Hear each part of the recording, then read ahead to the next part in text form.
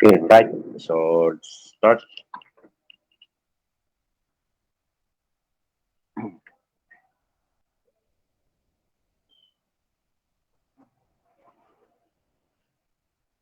Okay, record muna natin. This call is now being recorded. So again, I think this is our last meeting for this semester, and our maybe our final exam will be scheduled by the college. So,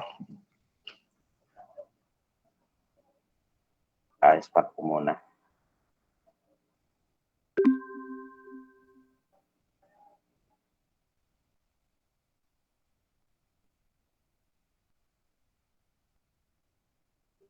This call is now being recorded. Okay, so as you can see, class, we have uh, according to this example, we have a simply supported symmetrical I-beam. So with the given cross-section properties, no, nandito, we have the moment of inertia and we have the concrete area. So this is I-beam, no? What do you mean by I-beam? So ito yung I-beam, no? Parang ganyan. No? So the span is 12 meters. So supposedly we have here the simply supported beam, or maybe I can write it here down. Okay, dito. So this is the supposedly yan yung structure natin. Okay, the span is 12 meters. And then this is the cross section. That is the cross sectional area. And then we will be putting the given. No? So we have 0.005. I will put all the givens here.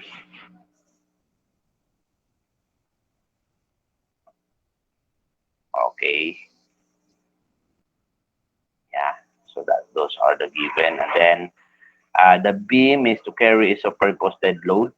Okay. Not short term of 10.97 in addition to its own weight 2.68. So in other words, uh, ang dead load natin, sulat natin ha, ano ulit yun? 10.97 yung superimposed. Okay? Sulat ko yung superimposed. We have self-weight muna. Yun yung karamihan eh. Then we have superimposed load or service load. Service loads. So, pagka sinabing self-weight, dead load lang yan. So, dito, ang dead load natin ay ang dead load natin sa or self-weight is 2.68. Okay? Sabihin yan yung bigat niya, no? 2.68 kilonewton per meter. So that is the unit. No? And then we have 10.97 yung superimposed dead load. Okay? Superimposed dead load is 10.97. Okay? 10.97.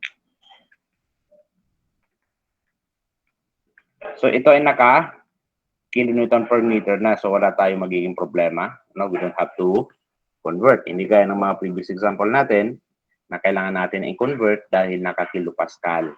No? With the centroid, no, with the centroid of the pre-stressing force located at 200 millimeter below the neutral axis. So nandito, no? So this is the centroid. Yeah, that is the location of the. Yeah. Okay, the pre-stressing force PI immediately after transfer is 704. Ibig sabihin, ito yung initial force natin. And then, yan yung force natin at transfer.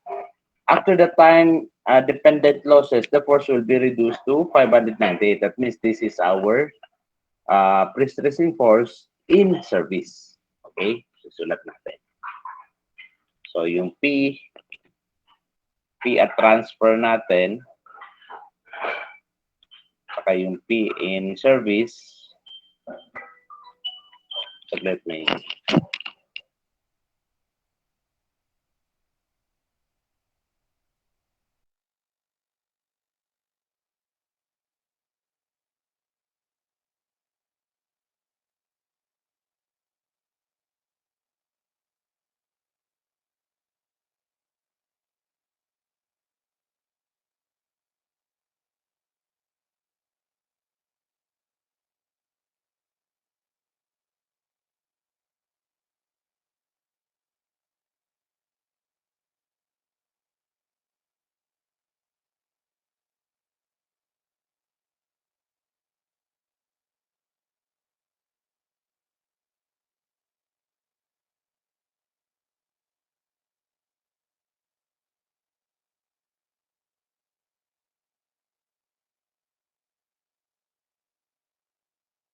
Okay.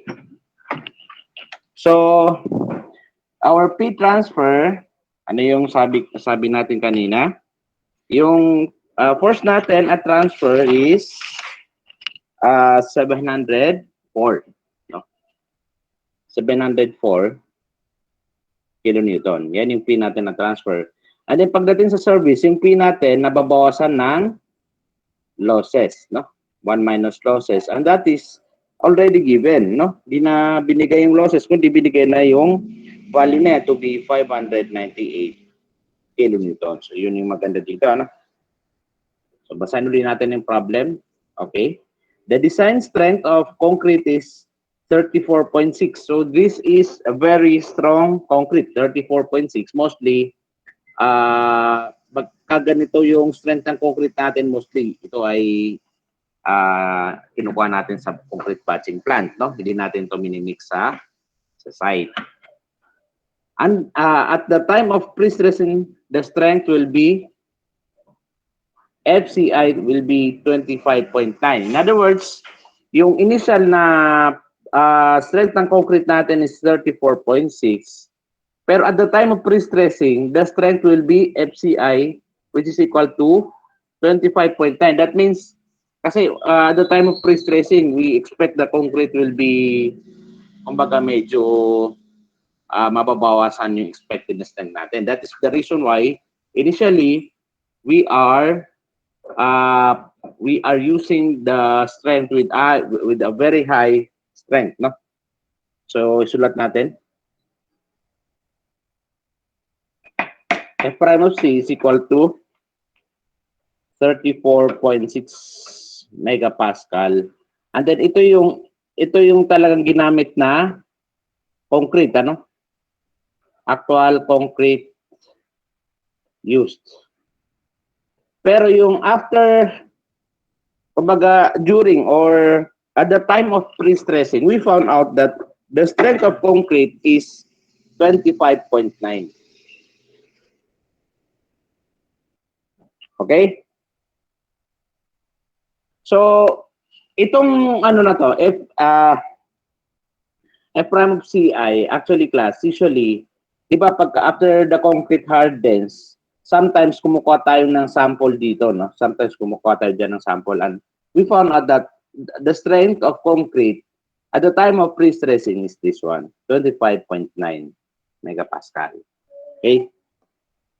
So, ano pa yung next question? I think we are kompleto na yung given natin, no? So, this is what you will do, class, in your solution. No? Basahin niyo yung problem, then isulat niyo lahat ng given, no? Sulat niyo lahat ng given. Okay? So, dahil naisulat natin lahat ng given, we can now calculate. The first question here is, which of the following gives the concrete flexural stress at the midspan section at the time of transfer? So, ibig sabihin, ang first question dito is ano daw yung stress sa taas ng beam at saka yung stress sa bottom ng beam at the midspan considering transfer stage, no? So, ibig sabihin sa transfer pa tayo. So, check natin. So, mauna tayo sa at transfer, in transfer. Hindi lang ako magaling sa English, ah. Okay. Just correct my grammar kung may mali. So, in transfer, ang tinatanong daw dito is ano daw yung total stress at the top and total stress at the bottom in transfer. Okay? Ano daw? So, alam naman natin na sa pag-compute ng stresses, normally, we started with the actual load. Okay? After we consider the actual load, ano yung next? Yung pre-stressing force, P. Then after that, yung pre-stressing moment, P times E. So, tatlo lang yung kinukonsider natin para hindi tayo nawawala. No? Now, let us start with the actual load. So, muna tayo dito, class, sa actual load. So, I'm going to write here A. Okay? Actual load. Now, at transfer, what are the load consideration? Ano yung mga kinukonsider natin? Siyempre, at transfer class, bakit yan tinawag na transfer? Kasi kakatigas lang ng ating pre-stressing section, no? Kung mga binusan pa natin siya and then after siya tumigas, no, bago natin gamitin talaga sa actual, yun yung tinatawag natin transfer. Okay, our transfer stage. In other words, ano yung loads? Pagka kakatigas lang ng ating concrete section, what are the loads? No? So, what are the actual loads aside from the pre-stressing force? Of course, the actual load will be self-weight only. No? This is a review, no? Na kuha na natin to at the very beginning of our lecture. So, self-weight muna yung load natin at transfer. Or, self-weight yung actual load natin at transfer. So, now, since we are talking about the midspan, no, at the midspan, ang kailangan natin, class, is the moment at the midspan. Okay? Dahil ang ating beam ay simply supported, we don't have to, kasi yung beam natin ganito eh. So, alam naman natin na yung moment niya is like this. And the maximum value at the midspan is omega L square over 8. No? So, nagkataon lang na nasa midspan yung ating moment, so we don't have to draw the shear and moment diagram. Ngayon, kung sakali, ang tinatanong is here, or at distance L over 4 from the left support, or L over 3, or L over 6, depende, then you have to draw the shear moment diagram. Since hindi naman tinatanong yung sa ano, ang tinatanong is only at the midspan, then we don't have to draw the shear moment diagram because we know the maximum moment at the midspan. And that is omega L square over 8. Okay? So yan, alam na natin na yan yung maximum value and that is at the midspan. Now, let us solve natin. So, ano ba yung stress natin? Formula at yung stress natin at the top due to actual load, no? So, ang formula is MC over, yan yung formula natin, ano? So, of course, we can also compute the formula, the stress at the bottom to be MC over I. So, let us first know what is the actual bending due to actual load. So, ano yung mangyari sa ating B due to actual load? So, of course, ganito yung mangyayari, no? Pagka na-apply na natin yung actual load, mag-bend ng ganyan. So, in other words, we can draw it like this. Ganito yung bending niya, no? Compression sa taas, tension sa baba. Or compression sa taas, tension sa baba. So, kung ang assumption natin is positive for compression, we can let this as positive and then tension is negative. Now, sa mga ibang textbook, iba yung assumption. Ang positive nila is tension, ang negative nila is compression. So, sa atin, iba. Positive yung compression, negative yung tension. So, depende na yan sa inyo, class. For as long as at the beginning of your solution, you must indicate in there that positive is tension, negative is compression. No? Dapat alam nyo na yan. Now, from here, we can compute for the moment. I think moment, i-compute muna natin yung moment. The formula is omega L square over 8. So, ano ba yung omega natin? Since this is referring to self-weight, so self-weight lang yung kukunin natin na omega. So, meron tayong given, okay? Given yung self-weight natin to be 2.68. 2.68. So, we have 2.68 kilonewton or yun yung omega natin, ano? Kilonewton per meter. 2.68 times yung length ng beam natin is 12. 12 meters, then 8. So we can have the value of moment.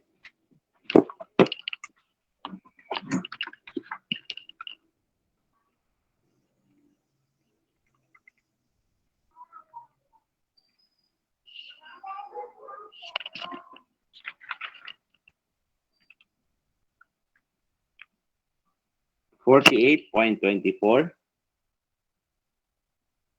kilonewton meter. So that is our moment. So we can put it here. We have, okay. So normally, ang moment natin in-express natin yan into a Newton millimeter. Kaya yung 48.24, multiply ko yan ng 10 to the 6 para maging Newton millimeter. Okay?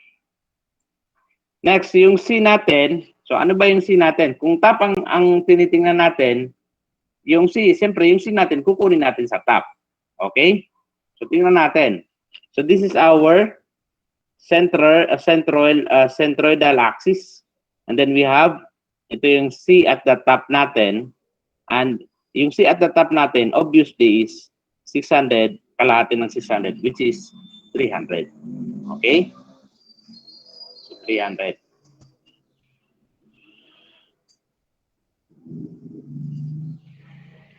Next is yung I naman. Ano naman yung I? So we have a given, meron tayong given dito, ano? So yung I natin dito is 0.005. Convert ko yan into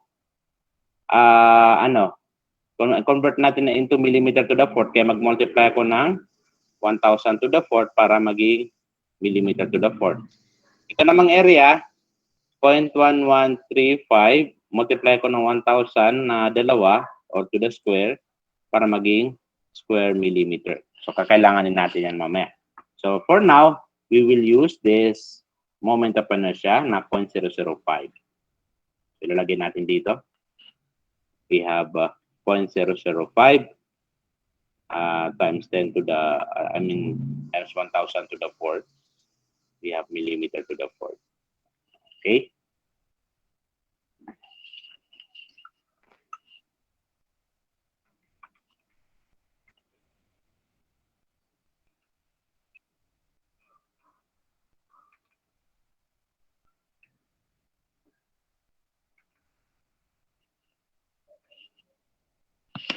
Two 2.89. Tama? So this is positive 2.89 megapascal. So next is yung stress naman at the bottom. We have negative 40, yung moment natin is 48.24 times 10 to the 6 Newton millimeter. Tapos yung C natin must be yung C at the bottom. Okay? So tingnan natin. Ano ba yung C at the bottom natin? Yung C bottom natin is also 600 divide 2. And that is 300. Now, bakit ko sa inyo in-introduce yung pagkuha ng C at the top at saka C at the bottom? Mostly parehas lang naman yan. Now, the reason is, may mga section tayo class na irregular. Ibig sabihin, like for example, yung T na section, yung C at the top natin ay hindi equal sa C at the bottom. Especially, kapag irregular yung section. Okay? That is the reason why always compute the C at the top and C at the bottom. So here, dahil bottom yung tinatanong, so we will be putting yung C at the bottom, and that is also 300. And then yung I natin is 0.005. Multiply natin ng 1,000 to the fourth para maging millimeter to the fourth.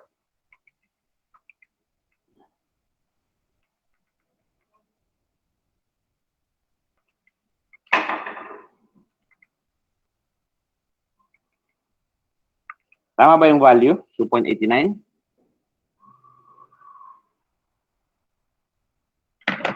Tama yan? Opo. Okay. That is due to actual load. So next is due to compression load P. Okay? So anong nangyari sa compression load P natin? So compression sa taas, compression sa bottom. Yun yung nangyari dyan. That means, yung stress natin sa taas due to compression load P ay still P over area. Ganon din sa bottom, and that is P over area. Now, what is the sign convention? Dahil compression sa taas, positive sa taas din. Compression sa baba, positive din sa baba. Now, next is P. Okay. Let us compute. What is P in here? So, dahil transfer ang tinatanong dito, so we'll be using the P at transfer, and that is 704 kilonewton. So, 704 kilonewton, multiplyin ko ng 10 to the 3 para maging Newton. Kasi yun yung pagka tinatanong yung stress, dapat lahat ng forces natin naka-Newton, lahat ng dimension natin naka-millimeter. Okay? Dapat yan lang yung nakikita nating units. Divide natin ng A. What is the area? So yung area binigay, which is 0.1135. Okay? 0.1135. 0.1135 square millimeter, square meter, multiplying ko ng 1,000 square para maging square millimeter. That is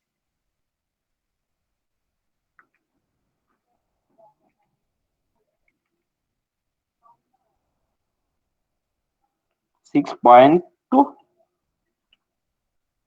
Tama? Yes po.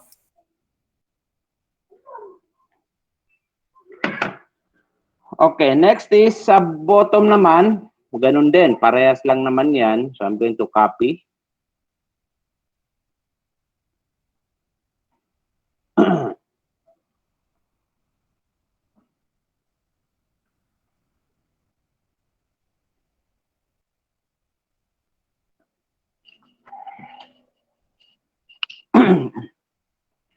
So that is due to compression load P.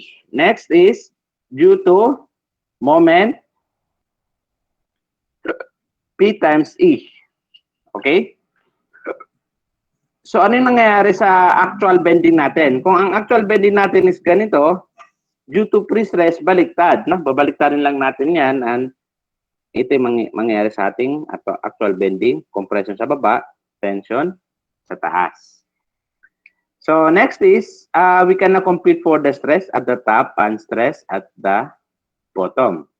The stress at the top is, ano siya? Dahil siya ay naka-tension, so this is negative. Then sa baba, naka-compression, this is positive. The formula is still the same, MC over I, dahil may moment. No? Yan yung formula. So pwede ring M over S. No? Pwede rin ganon, no? So what is our moment? Okay, what is our moment due to P times E? So of course, the moment is P times E. Okay? So P, ano ba yung P natin? What is our P? Of course, I can write this one as, yung moment natin is P times E, yan yung moment over times C over I. So we have positive PE, yan yung moment times C over I. Now, mauna tayo sa P. Our P is given to be, yung P natin at transfer, and that is 704 times 10 to the cube para maging Newton. So this is negative, ano? Naglagay ako ng negative. Times E. Ang E natin is 200, no? Binigay na yan. Yung C natin at the top is 300. Na-compute na natin yan kanina. Yung I natin is what? Yung I natin is 0.005. Multiply natin ng 1,000 to the fourth para maging millimeter to the fourth. Kasi millimeter to the fourth ang ating ano eh. So this is negative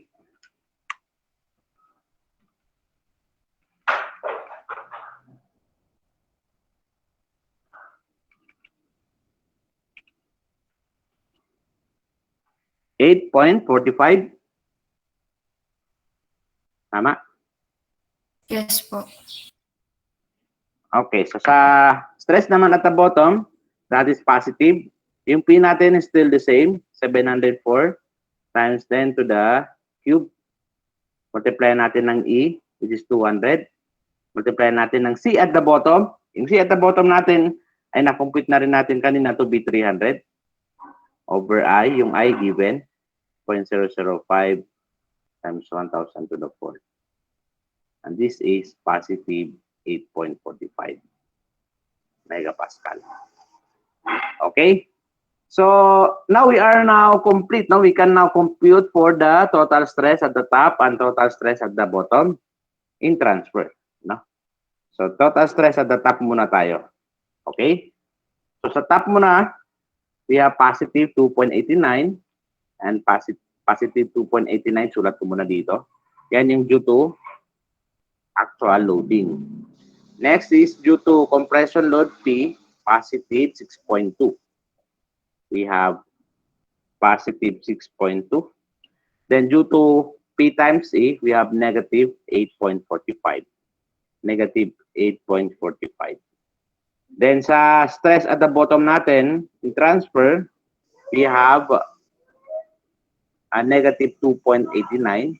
Sulat natin dito. We have negative 2.89. Next is, we have positive 6.2. Positive 6.2. Next is, we have positive 8.45. Positive 8.45. So we can have the total stresses.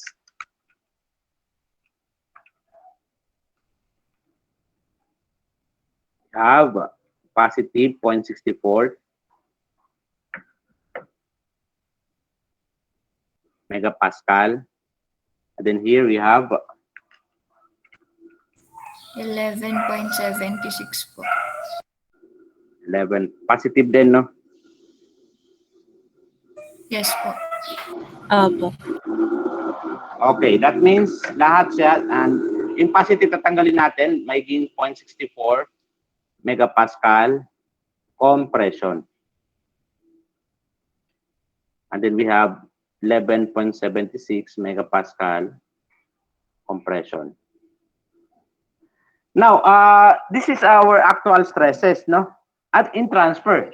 Now, what if I want to know,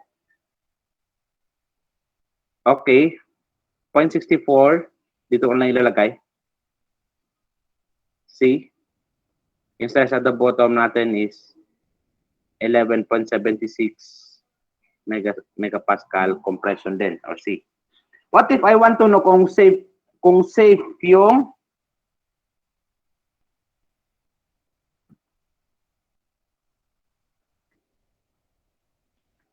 ano nangyari?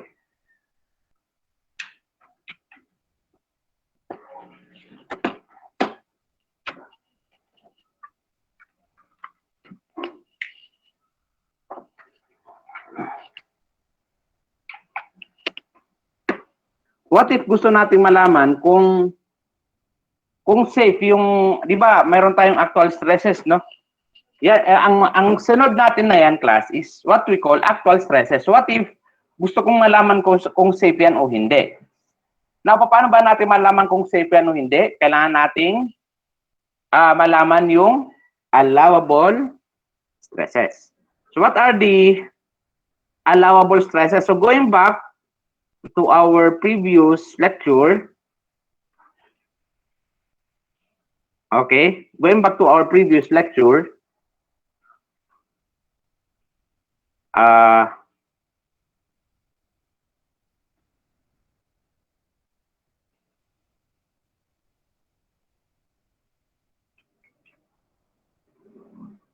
ayan, nakita niyo ba yan? Kita, no? So, this is our allowable stresses sa transfer, ano? We have 0.25 square root of FCI for tension, and then we have 0.6 square root of FCI for compression. Now, tingnan natin, class. Dahil yung stresses natin lahat lahat compression, tingnan natin yung allowable stress at transfer na naka-compression. So, ito yung, ito yung titingnan natin dahil transfer yung mga actual stresses na compute natin, dito tayo titingin, no? Sa may transfer. Now, ano ba yung stresses na mayroon tayo doon? We have, lahat siya naka-compression. Kaya dito tayo sa may allowable compressive stress at transfer. We have 0.6 square root of FCI. Okay? So, ito yung mga allowable stresses. We have, kung compare daw natin yun sa 0.6 square root of F prime CI. Ano ba yung square root of F prime CI? Given yan kanina eh. We have 25.9. 25.9.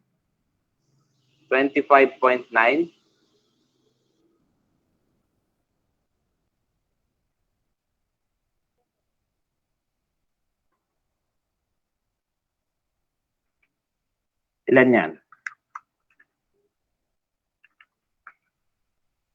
3.05. So, dito, siya ay, ano yan? Safe, ano? Safe siya sa top. At sa stress at the top, siya ay safe.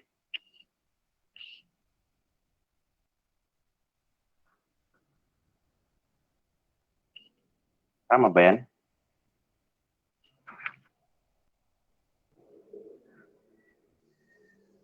Point six. Okay, mali pala ito sa class. Just correction. Mali ito, no? Please, ito lang yung may ano. Ito, wala tong square root, ano? Walang square root yan. This is 0.6 of FCI. So ito, tama ito. This is correct. Ito ay correct to. Ito ay correct din. Tapos ito, walang square root to, walang square root. Parang ito din, di ba? Ito ay walang square root. So, ito ay tama na rin. 0.6 of FCI ito. So, sorry. This is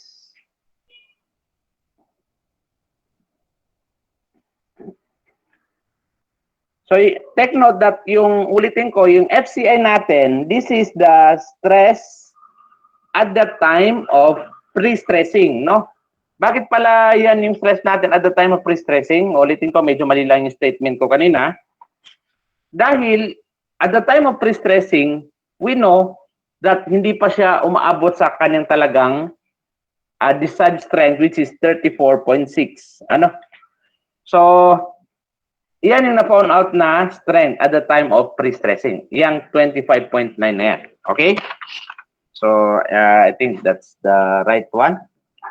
Usually, binibigay naman yan sa problem. No? So, ano yung allowable stress natin? We have 0.6 of, tanggalin to, 0.6 F prime of CI. We have, kukumpare natin siya sa 0.6 of F prime of CI. We have 0.6 times F prime of CI is 25.9. 15.54. Okay, we have 15.54.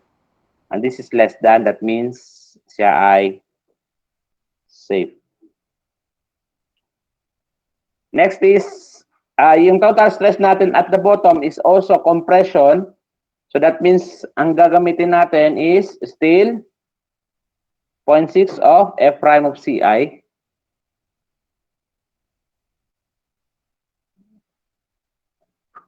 And that is also 15.54 less than. That means safe na rin siya. Okay? So, at least alam nyo class yung mga allowable or limitations. What if class may lumabas dito na tension? What if may lumabas dito na tension? So, of course, kung may lumabas din na tension, that means you must use yung allowable tensile stress sa transfer. Okay? So, depende case-to-case basis yan, class. So, depende na yan sa actual kung mayroon bang tension or kung mayroon bang compression.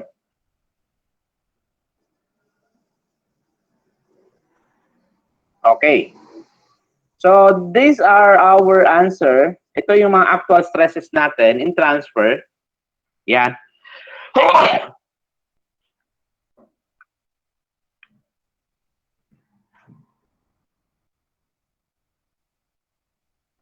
Yan yung mga actual stresses natin sa transfer. No? So, that means we have finished answering number 1.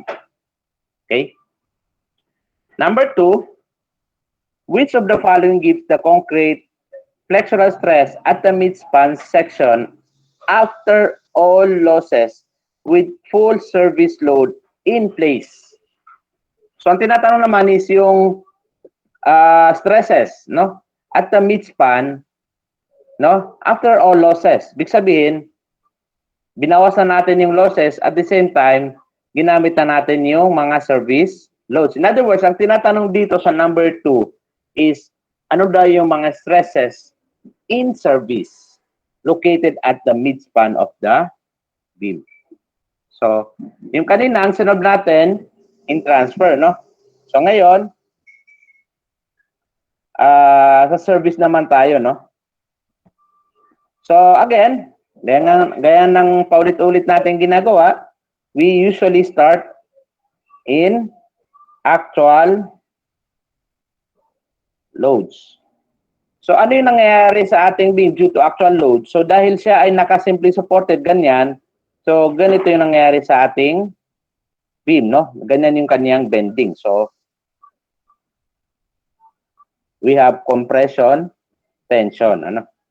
Now, ano yung mga loads na kailangan natin i-consider sa service? Of course, ang kailangan natin i-consider class is yung unang-una, yung self-weight.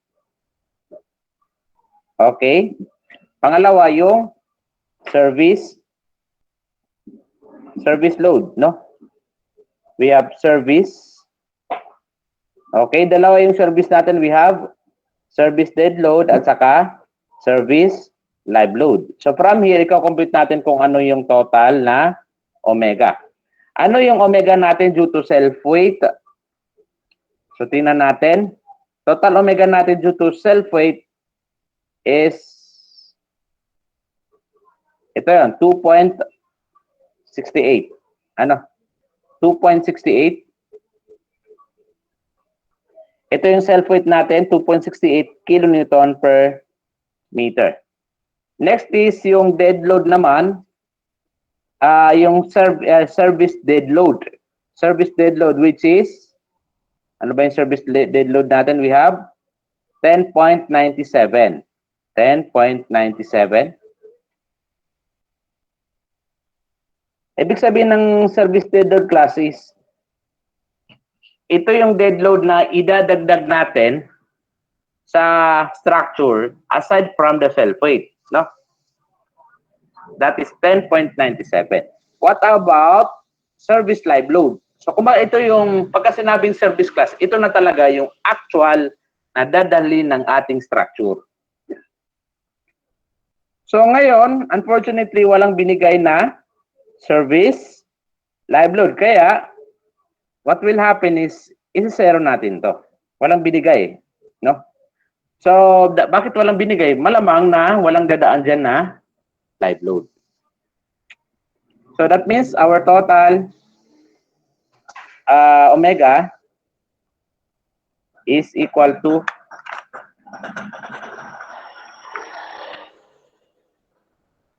13.65 kilonewton per meter. So from there, we can now compute the stress at the top and stress at the bottom. So the formula is MC over I. And then, yan yung formula natin for the bending stress at the top and at the bottom. Now, dahil compression sa taas, ito, compression, that means we have positive here. And then, dito, tension, negative. Okay? Now, ano yung moment natin due to omega? Alam naman natin na ang tinatanong is at the midspan. At the midspan yung tinatanong, kaya yung maximum moment natin is omega L square over 8. Now, kung hindi yan sa midspan, so yung moment natin iba. No? Hopefully, naintindihan na yan. Yung omega natin is 13.65. Yung ating L is 12. Divide natin ng 8.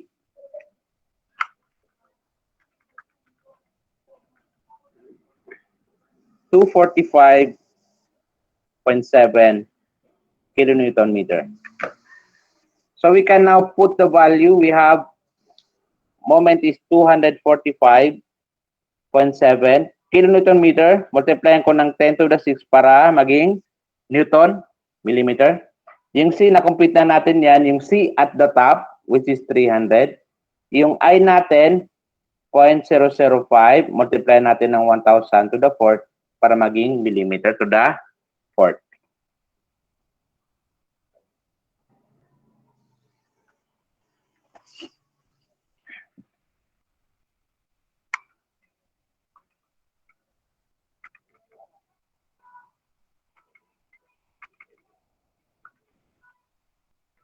.74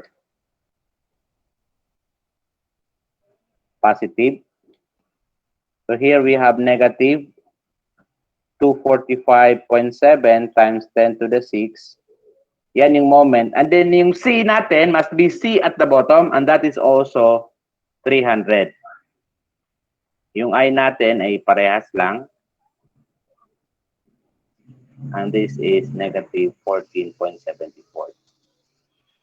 So those are the stresses at the top and at the bottom due to actual loads. Next naman is due to compression P.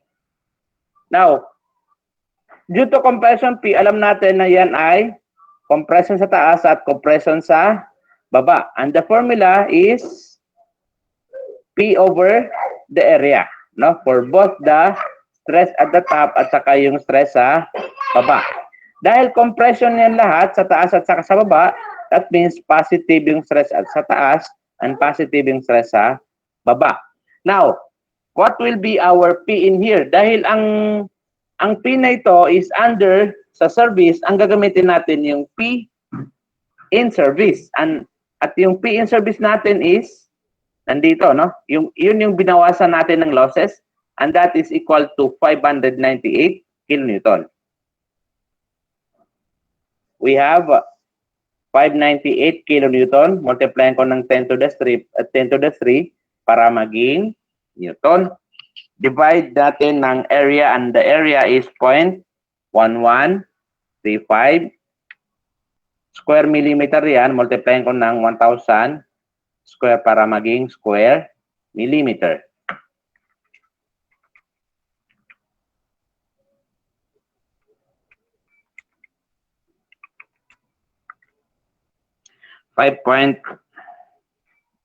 Ilan yan? 5.27? Or 19?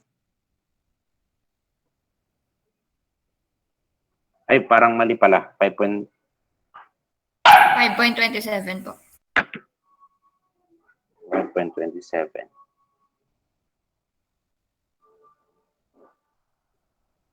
So, positive. So, dito naman, we have parehas lang naman.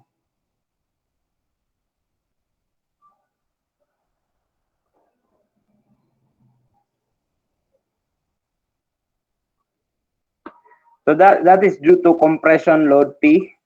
Next is due to moment P times E. Okay? So, kung ang actual bending natin is ganito, ito yung actual, Yung sa pre-stressing natin is pabaliktad niyan. So that means ito yung bending ng ating pre-stress. Compression sa baba, tension sa taas. So next is we can compute for the stress at the top and stress at the bottom. Yung stress at the top natin is MC over I, and that is negative kasi tension, and that is also equal to negative. Yung M natin is P times E, tapos yan yung moment natin times C over I. So yung stress naman natin sa bottom is, dahil yan ay naka-compression, this is positive MC over I. So yung M natin can also be written as P times C over I. So we can now compute. Now, what is our P due to PISA transfer? Yung PISA transfer natin is 598.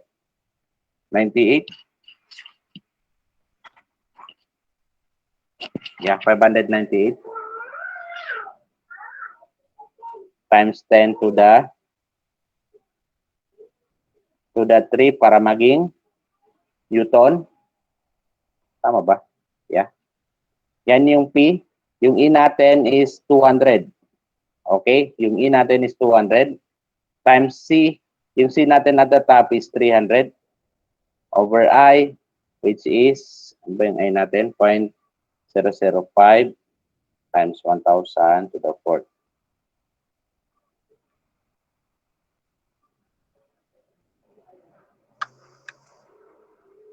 Negative 7.18. Okay. Next is, dito naman, we have positive. Yung P natin is 598 times 10 to the 3. And then yung E natin is 200. Yung C at the bottom is also 300. Divided natin ng I, which is 0.005 times 1,000 to the 4th. And that is positive 7.18 megapascal. Now, next class is what? Dahil tapos na natin yung tatlo, no? Tapos na natin yung actual load. Ito yung actual load natin. And then we have yung compression P. And then we have moment P times E. We can now compute for the total stresses. And the total stresses at the top is what? So muna tayo sa top, ha? We have positive 14.74. So we have positive 14.74. Okay, next is due to compression P, we have positive 5.27. Positive 5.27. Then next is due to P times E is negative 7.18.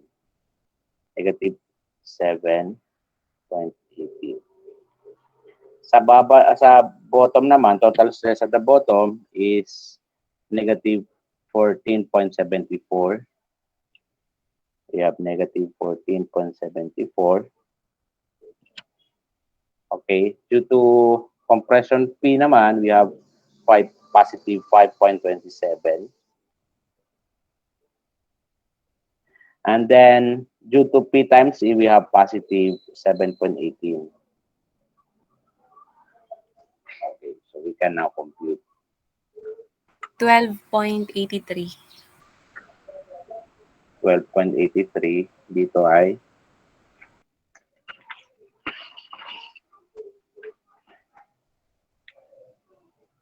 Negative 2.29. okay.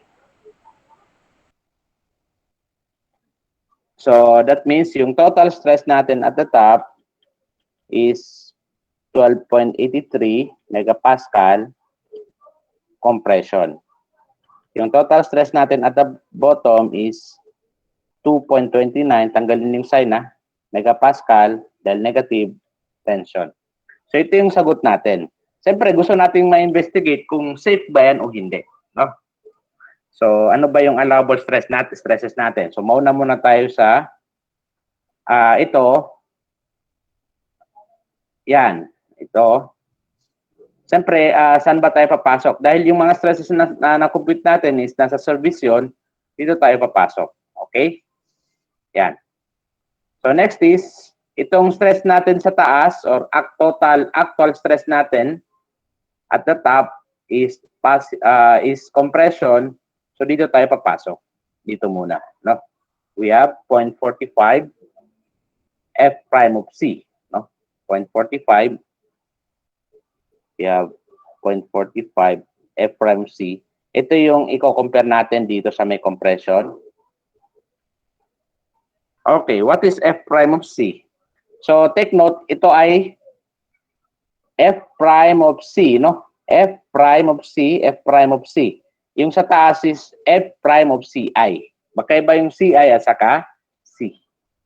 So here, 0.45 of F prime of C, yung F prime of C natin is, yun yung talagang design strength, which is 34.6. 34.6.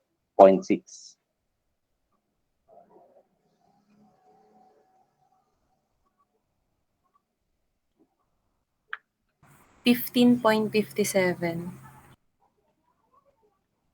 Okay. So this is less than. So safe. Dito naman, naka-tension to, no? So pupunta tayo sa service, again, service, tapos dito tayo sa may tension. And that is 0.5 of square root of F prime C. We have 0.5 square root of F prime of C. So ito ay F prime of C, that means ang gagamitin natin is yung F prime of C na 34.6.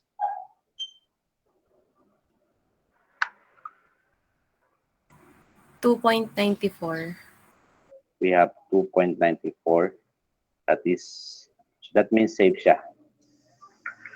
So, safe na siya. So, that is the use of these allowable stresses, no? That means, with the use of these allowable stresses, pwede na kayo mag-design ng kahit anong structure dito sa Pilipinas. Now, ito yung mga actual stresses or allowable stresses natin based on our NECP, ano? Based on our NECP. Yung first na tinuro ko sa inyo at the very beginning of our lecture, iba yung mga formula doon kasi ibang country yon, no? Sa atin, ito yung gagamitin natin. And mostly, ito na rin yung lalabas sa mga board exams natin. Okay? Kaya nga lamang, hindi ko lang alam kung lalabas to sa board exam kasi may major na yung civil, ano? May major na kayo. So, hindi ko lang sigurado. Kasi kung lalabas to at hindi naman naituro sa mga ibang major, tulad ng construction, so mahirap yun. So, those are the actual stresses sa service. So, next is, ano ba yung next question? So, nakuha na natin to. Okay, we have computed this one. Okay. Number 3, okay. So, binigay dito, tinanong dito yung mga allowable stresses in concrete. No? So, nasolve na natin to kanina, no? Yan yung sinob natin kanina. Pero for the purpose of this problem, isolve natin. Tension, ano daw yung allowable stress? Tension at transfer. So, tension at transfer, tingnan natin. Ito yung transfer natin. Then we have tension. So, ito yung tension natin or tensile stress. Ito, ang allowable stress natin is 0.25 square root of FCI. Or this is 0.25 square root of F prime of CI. Sorry. Compression at transfer. So, yung compression at transfer natin, so, big sabihin, dito tayo papasok sa transfer. Then, sa compression, that means ito yon. We have 0.6 of F prime of CI. We have 0.6 of F prime of CI or sometimes FCI. Next is tension in service. Tension in service. So, yung tension in service, dito tayo papasok sa service. And then, yung tension, no, dito. We have 0.5 of square root of F prime of C. We have 0.5 square root of F prime of C. Next is compression in service. So, compression service tayo. We have ito, papasok tayo sa service, tapos compression. We have 0.45 F prime of C. Yeah, 0.45 F prime of C. Okay? So from there, we can compute yung mga allowable stresses. 0.25 of F prime of CI, square root of F prime of CI. Yung F prime of CI natin is, sulat ko dito at saka ito yung F prime of CI, and then we have F prime of C. Yung F prime of C natin is 34.6. Yung FCI natin is 25.9. 25.9. So we have ito F prime of CI is 25.9. Dito naman is 0.6 times F prime of CI is 25.9. Dito ay 0.5 times square root of F prime of C is 34.6. Dito naman is 0.45. F prime of C is 34.6. Kung napapansin nyo, class, kapag transfer, maliit yung strength na ginagamit kasi hindi pa naman talaga siya nakaka-reach ng yung strength na gusto natin. Pagdating sa transfer, ginagamit na natin yung full strength ng concrete, no? Or F prime of C. So we can compute this. 1.27. Dito lang pala, dito. 15.54.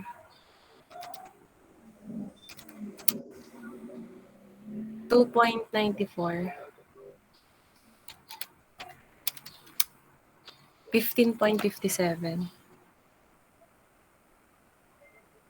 Okay, so yan yung mga allowable stresses natin based on this problem, no? So at least you know now what is the application of your allowable stresses, and then from time to time, you can always check your actual stresses based on this allowable, no, or based on these limitations. So, may question ba until here? Wala.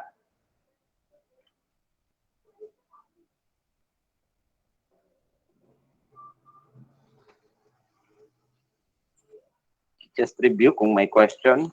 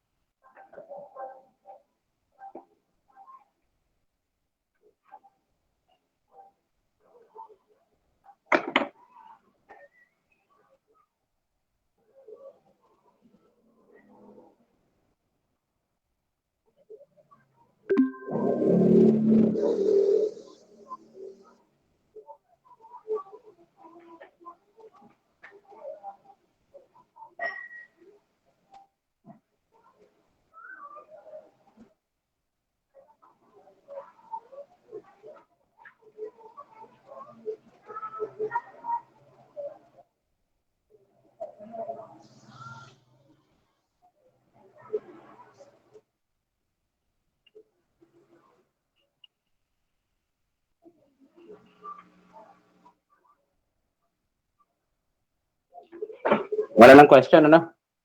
So, kung wala na, I think hanggang dito na lang yung pre-stress concrete design natin. So, this is, again, part of the supplementary problems. Sample problem lang to. So, I think by next week, kailan ba yung next week? Yung exam natin, 1 to 4, ano? So, we have 1 to 4 next week exam na natin. Ayun.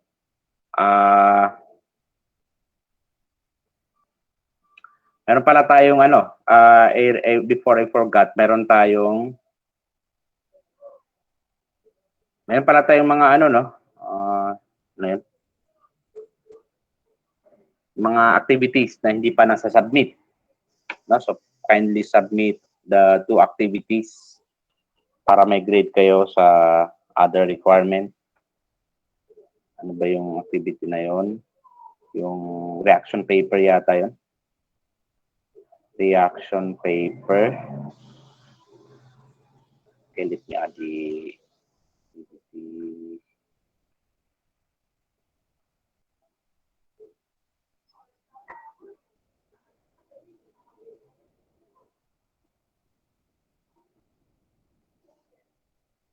add some.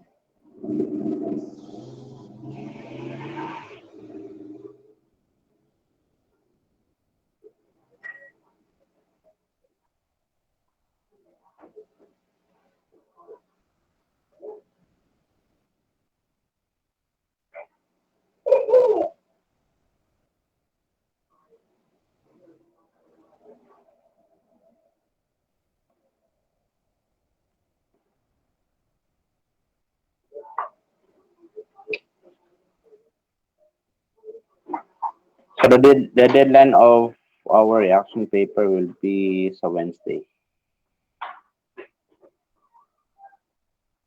Sige, Thursday na lang. Friday. Upload.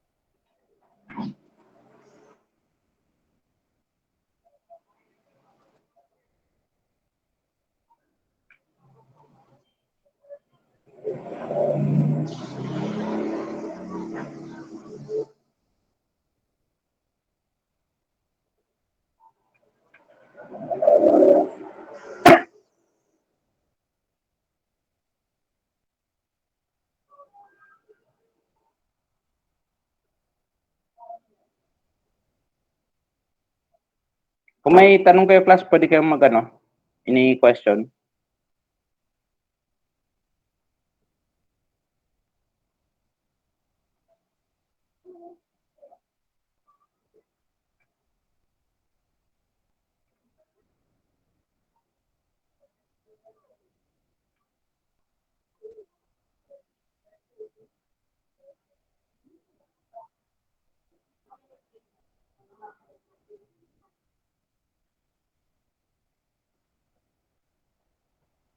Kung may tanong, I can entertain your question, class.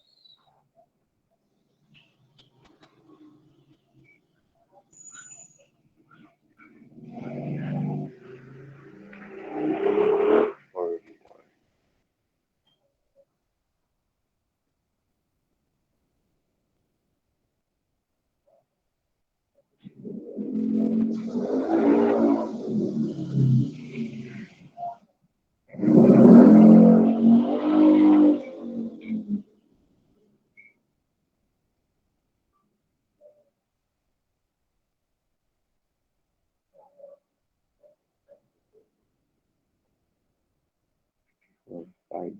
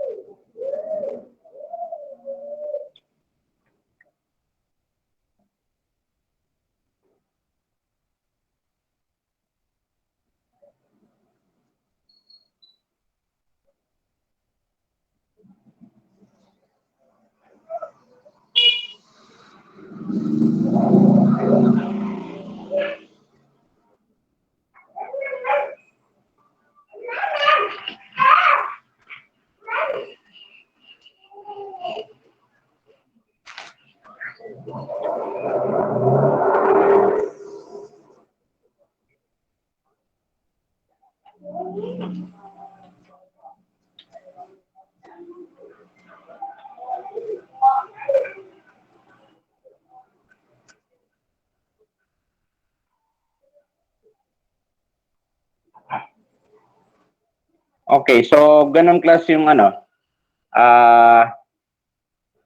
until dito na lang yung ating lecture for this semester. Hopefully, mga magtitik ng board ay pumasa na. At okay, with regards to our final exam, i-announce pa yan ng school kung kailan. But base sa narinig ko, parang 1 to 4 and that is face-to-face. Depende, I will be checking your exam siguro kung 5, kung sakaling matuloy yung 1 to 4 na yan, by June 5, dapat tapos ko na yung pag-check ng inyong mga exams. Then I'll be uploading immediately your grade dahil ako ay may pupuntahan. So yung mga graduating at hindi pumasa sa finals at hindi umabot yung grade, that means hindi wala nang pag-asang gumraduate yun, no? This semester, ano? That means kung bumagsak kayo, wala na kayong pag-asang gumraduate. So better wait for another semester. So kaya yung mga may balak na gumraduate, make sure na ipasa yung exam natin.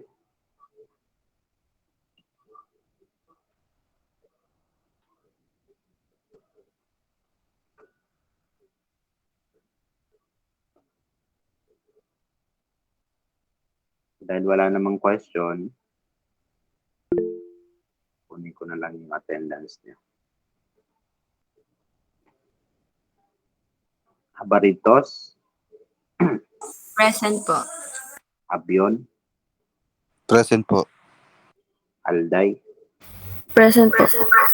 Ayumana, Present po, sir. Bagsit, Cardona,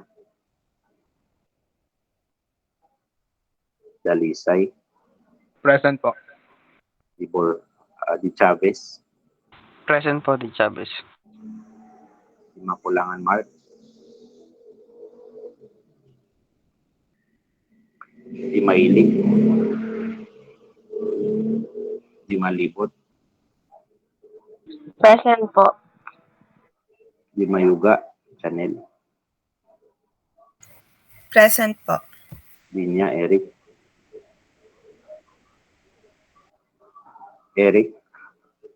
Chalusi, Present po. Otagana, Present po. Gambol, Present po.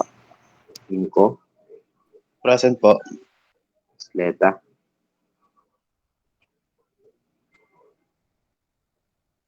Juan, Present po.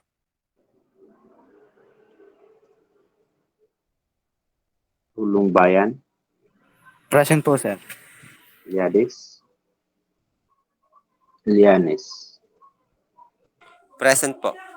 Magaliano, Present po. Pino,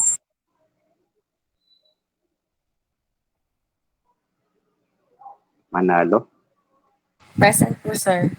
Mojica,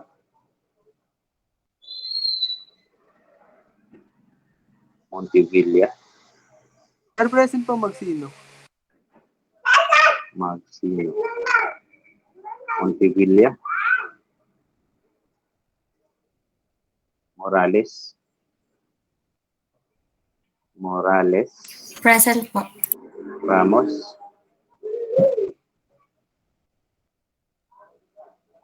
Sapong, Present po.